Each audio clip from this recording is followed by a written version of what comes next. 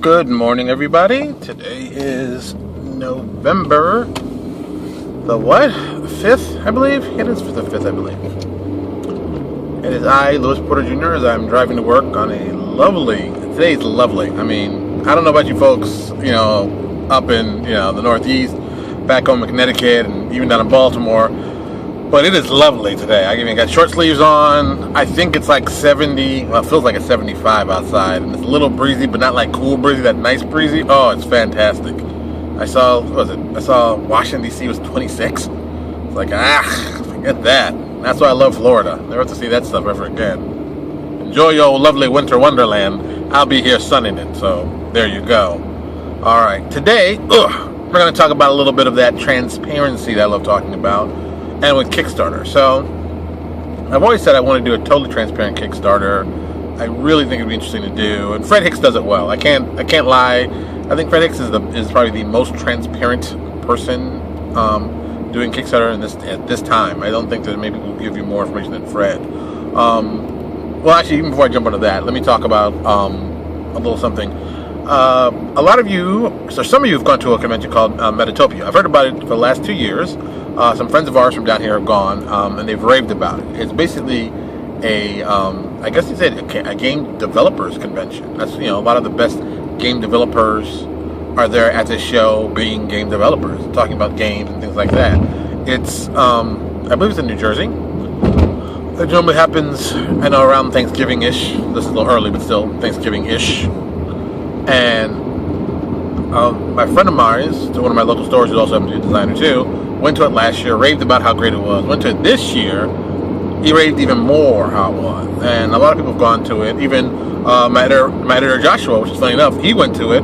Another friend of mine who happens to live down here, who does game design, he went to it. So a lot of people are doing Metatopia. It's the hot new thing. It's I don't know if I'd call it the South by Southwest for game developers, but it is it's a very interesting show. It's getting a lot more props and getting out there a lot more. And I mean, I'd like to go. I'd love to go this year. As the family issues, kind of stop you from doing stuff. But I'm hoping I can go next year. That's always my thought. Plus, a lot of stuff gets taped, thankfully enough, and they can put it online so you can watch it, look over it, which I think is very, very cool. I think a lot of people will enjoy it. So, if you have a chance, look up Metatopia. I know it's Metatopia. I think it's also in line with the guys who do DexCon. I think they're related, so check it out. It's something cool. So, back to Kickstarter. So, a lot of people know that I approached, I guess, well over 24 third-party publishers or third-party writers or just third-party guys doing Pathfinder to do this upcoming Kickstarter I want to do. I wanted to do a big monster book for the simplest reasons. Alright, this is going to sound kind of harsh, but it's true. Most monster books that come out, people grab monsters out of mythology and stat them up and say, ooh, look what I've done.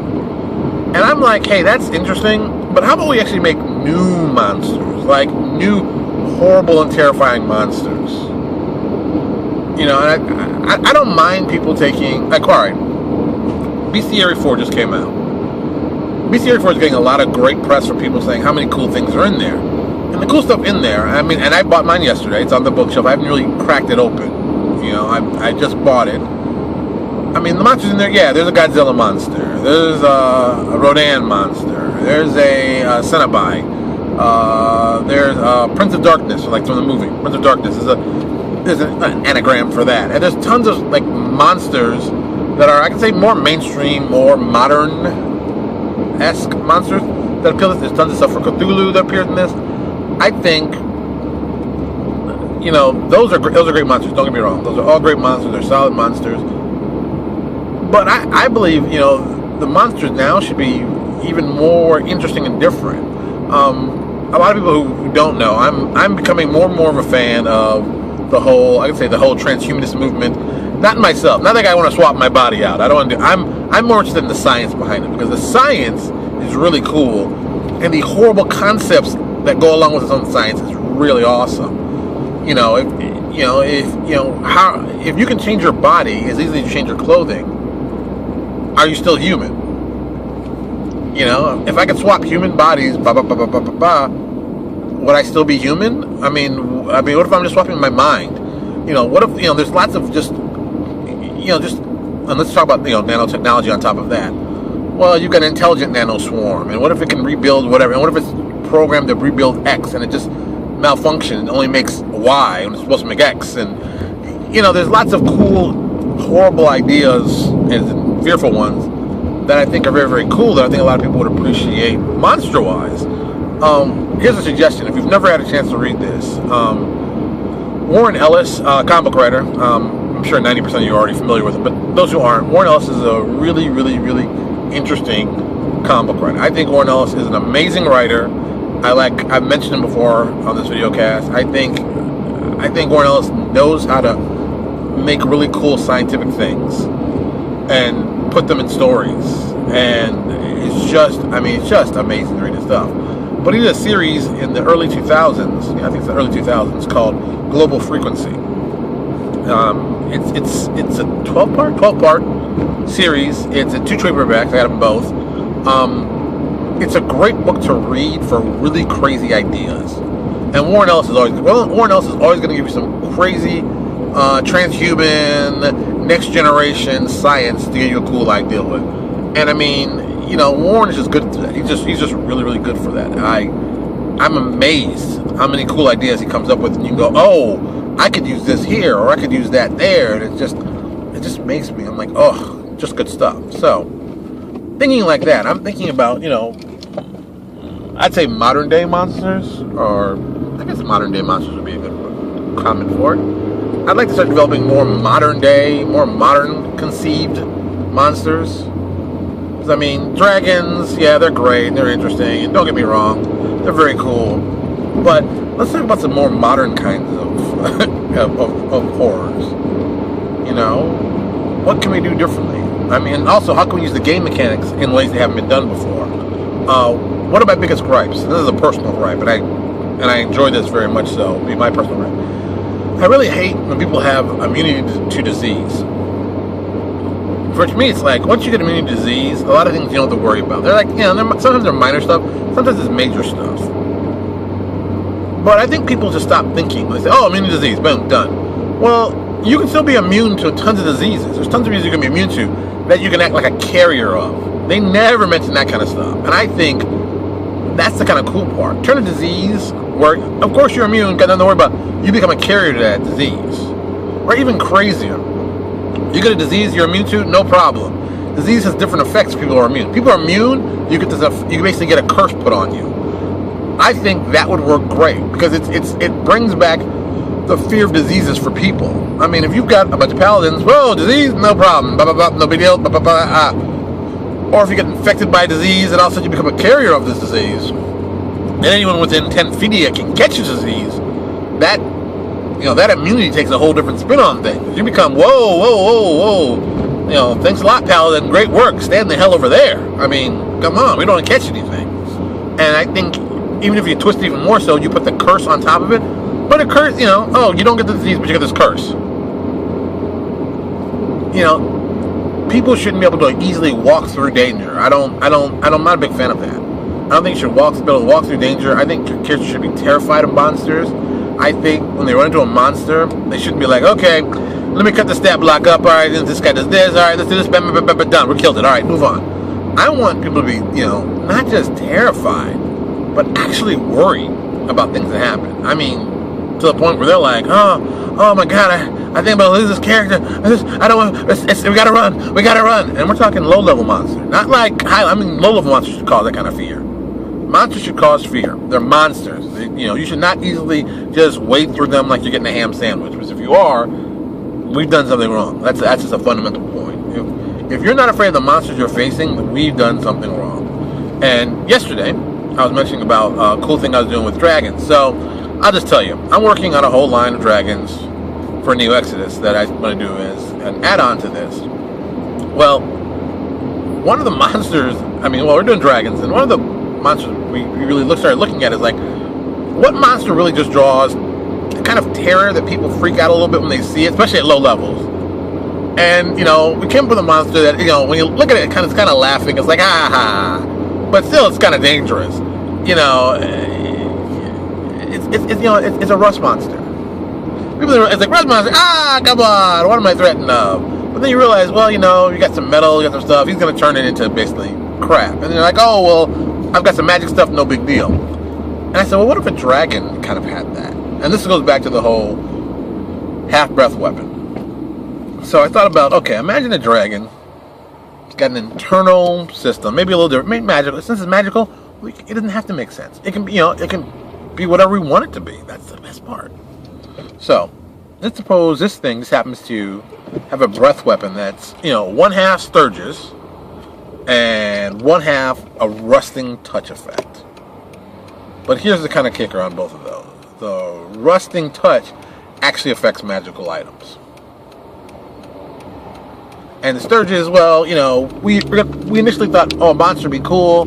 And then I kicked this around with my guys, the writers at UX's, and they really ripped it apart, which was great. And they said, well, if it's an insect swarm, it does this, and they gave me a lot of reasons why not to make it a swarm per se and make it more of an effect with a cool write-up on top, which I think is also good sometimes.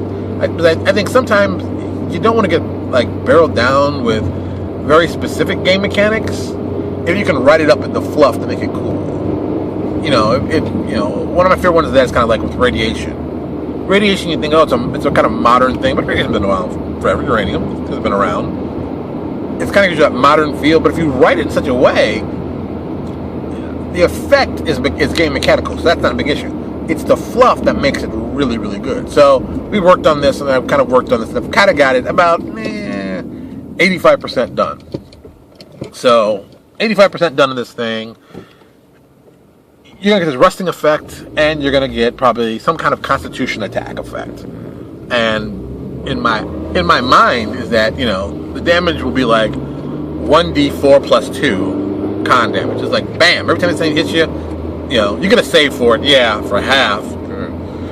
But, this thing hits you, it's bad. And then you add on top of that rusting effect. No one's going to be charging out to face that guy. And actually destroys, a couple of your precious, magic items. I think that's the moment where people really gain fear. And I think that's kind of what you have to do. Because there's tons of people with tons of gear. And, I've got all this cool gear. Wham! It's with a breath weapon. My gear's been broken. My gear's dampened. This doesn't work. That's what I want people to do. I want people to curse out my name at the game table when I'm doing stuff to them. Because that's what it's about. And it's not me being, angry at players, but I want players to be in danger. This is something JP drives. I think it drives him crazy when I talk. It's like, I always refer to how many people did you kill? People are like, well, you're not supposed to be killing people. You're not supposed to be killing people, but you got to have them feel like they're in danger. If people feel like they're in danger, they're going to act like they're in danger. And when you're in danger, you don't do the same things, or you even do more of the crazier things. You push the envelope more. But if you're safe, it's like, no big deal. No, it's like, it's like dating your cousin. There's no threat there. There's no damage. There's nothing to worry about. Oh, it's cousin, no big deal. You go after, let's see, who am I going to be thinking of? Sofia Vergara. Oh, yes, my personal favorite. I mean, you go after Sofia Vergara, you got to bring your A game. You got to, you're a little worried. There are a lot of guys out there trying to get with her. I mean, you ain't just coming up with, hey, I'm so-and-so, you should date me. No, you got to bring, the super A game. Let's be honest. And that's what I want people to be like when they play against my monsters, at least. I want you to bring your A game. And working with dragons, I think dragons are the iconic symbol of fantasy. But, let's redefine what dragons are. Let's redefine how dragons look. World of Warcraft, great example.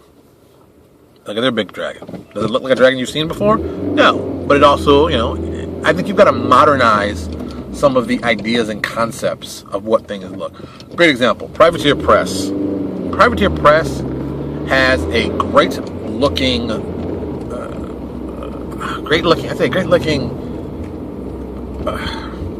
do you call it, art setup? I mean, what is it? Just a great looking, did it again. It's funny, it's every day the same curve, it always turns. They've got a great setup of artwork, and they've modernized some of the looks of some of their monsters to look more, I'd say more modern, but definitely having more of a modern aesthetic. Oh, there you go. Modern aesthetic to how they look, how the armor looks, how even the whole design of it is.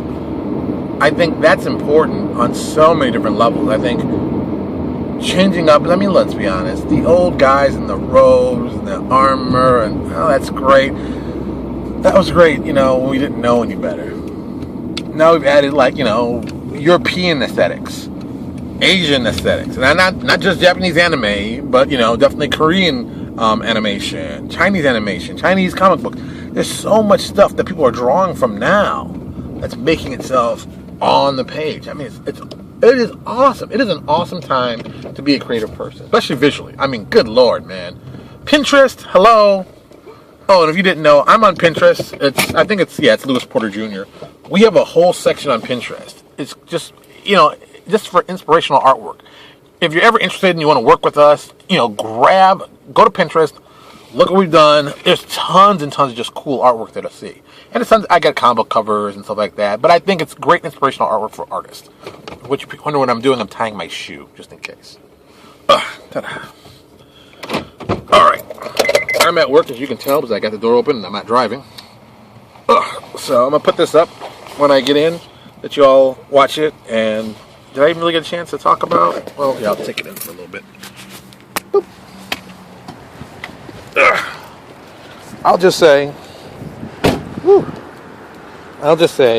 now is the time to do really cool stuff with your monsters. And that's what we're trying to do with this whole codex we're attempting for Kickstarter. We're going to do cool-ass monsters that you're not just going to be terrified for. You're not going to just be like, oh, I'm scared. I actually want you to run it out. I want you cursing out my name. I want Clinton Boomer and John Wick to make monsters that are so iconic, people are like, F you, Porter, you are a piece of garbage. And that's when I know I got you. That's when I know I got you. Gotcha. I want these guys to put down the monsters that are amazing. I want people to be afraid of monsters.